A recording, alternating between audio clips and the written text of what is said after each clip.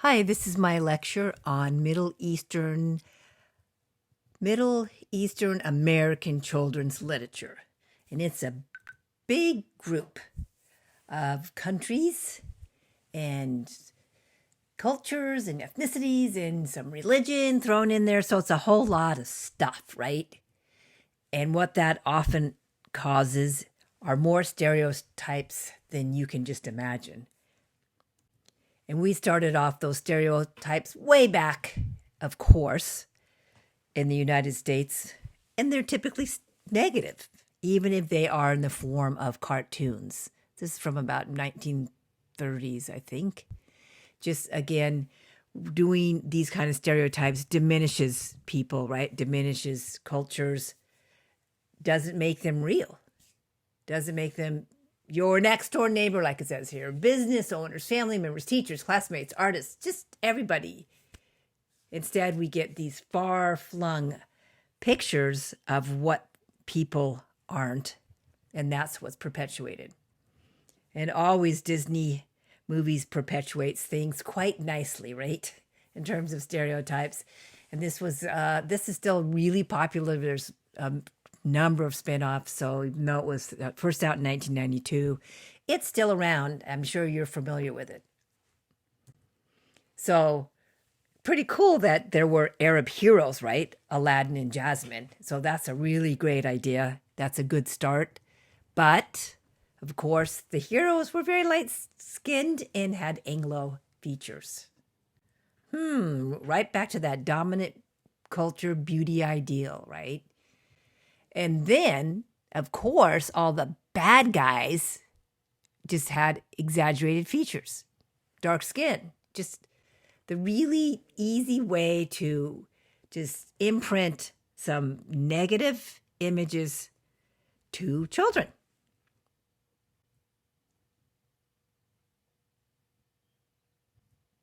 And all sorts of other images in that movie as well. I'll let you just read that list. So this is what we do representing other cultures in the United States so very, very often. We've talked about it enough already, and we'll continue talking about it.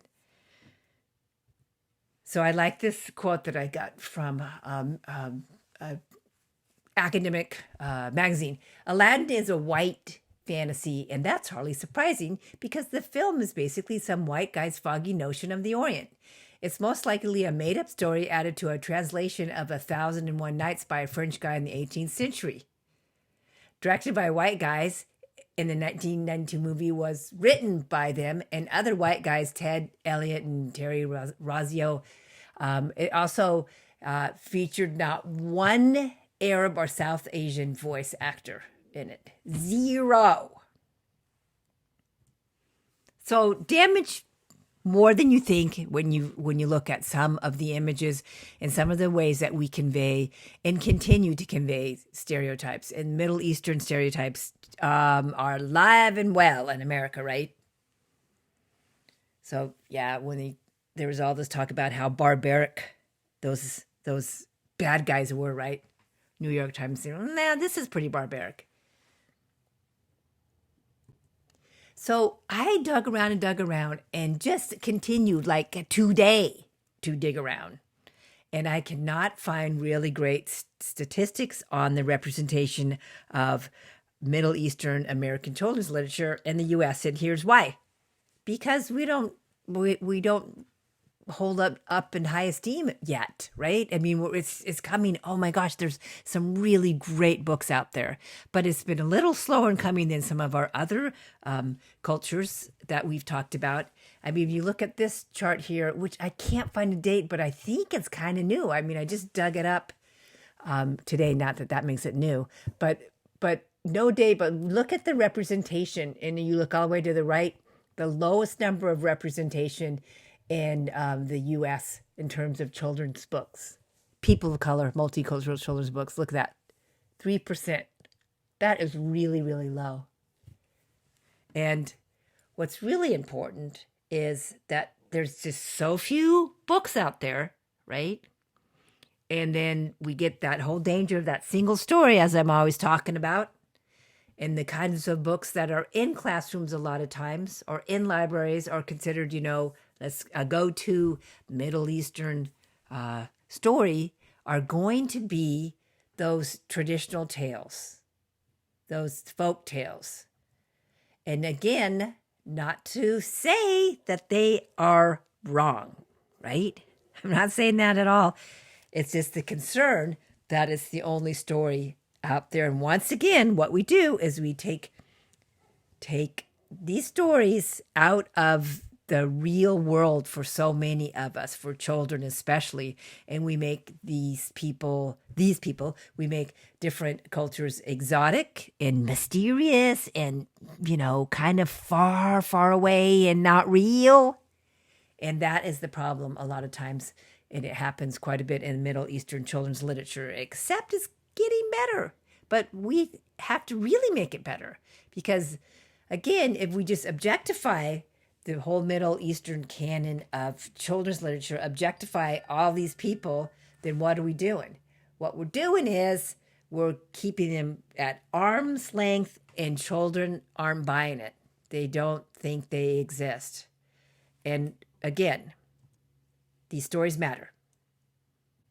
But because there's so few of really great contemporary stories, they're not relatable stories. We need those relatable stories too.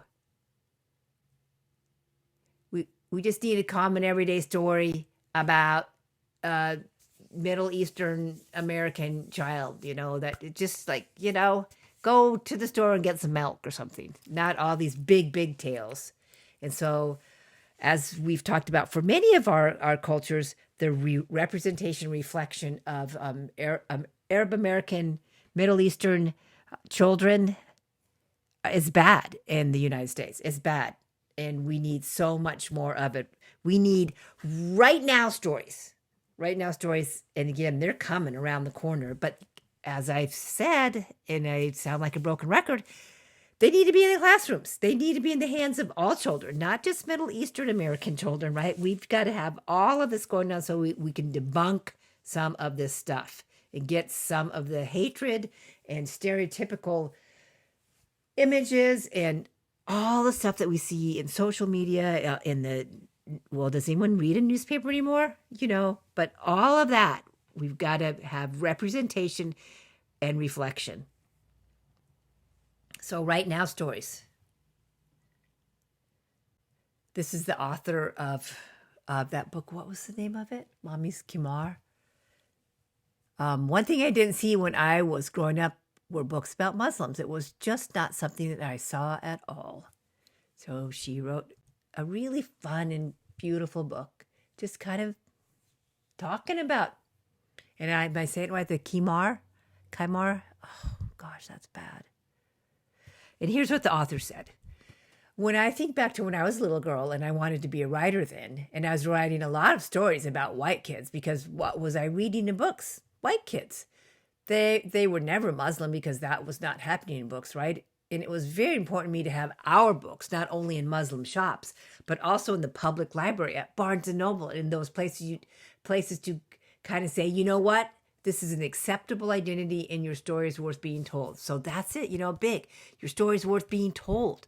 It needs to be everywhere. It needs to be in classrooms and it needs to be in libraries and be checked out. Because there's beautiful stories. And we've said this about so many other books, and it sure holds true to this. When using high quality Arab children's literature, Arab American children have an opportunity to explore, share, and express pride in their culture and the literature of their people. And, conversely, we also know that then we have more of these books around than we have non-Middle Eastern American children being able to enjoy and appreciate and just, dive into some beautiful stories. And again, emotionally appropriate in it from a developmental standpoint, stories that we can present. We looked at with the African American canon of children's literature, big stories. Well, there's big stories in the Middle East too, right? Big stories, and we can express them in ways that will work with children. This is linked if you want to see this book. It's beautiful. I'm not crazy about the person who narrates it, though. I mean, I don't know anything about her, but narration is kind of, okay. So just, again, some just contemporary stories so that we see all of our children's lives in just like in real time. We need some real time stuff, right? So this is a daughter talking about her mother and all the things that she does while she's wearing her hijab, her hijab. So, okay. Back to this article that is assigned to you. What's missing in the images that Americans receive from and about the Middle East is a realistic and humanistic portrayal of the people and their culture as told from an indigenous perspective. So isn't that what we're saying? We want authentic, first person, primary source authors and illustrators, hopefully too. And that is coming around the corner so that we can stop this, slow it down, diminish it, whatever, by changing the message and remembering that all children all children have the flipping right to see themselves in their world, in their society. So that means in their books, for sure, everywhere else too. But how about their books?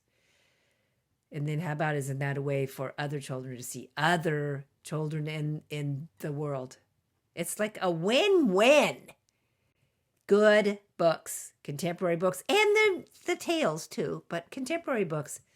So it makes it more real to our kids. Kids of all ages too. Totally works.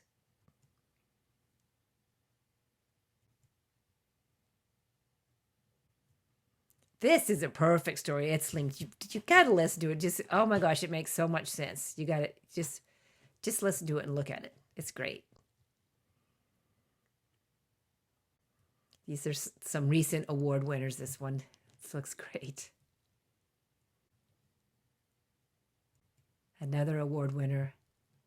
Just beautiful, right? Beautifully written, beautiful stories. Stories that are going to hook anybody. There's a great canon of literature out there for Middle Eastern American children's lit. Right now, today, and hopefully tomorrow too. Thanks.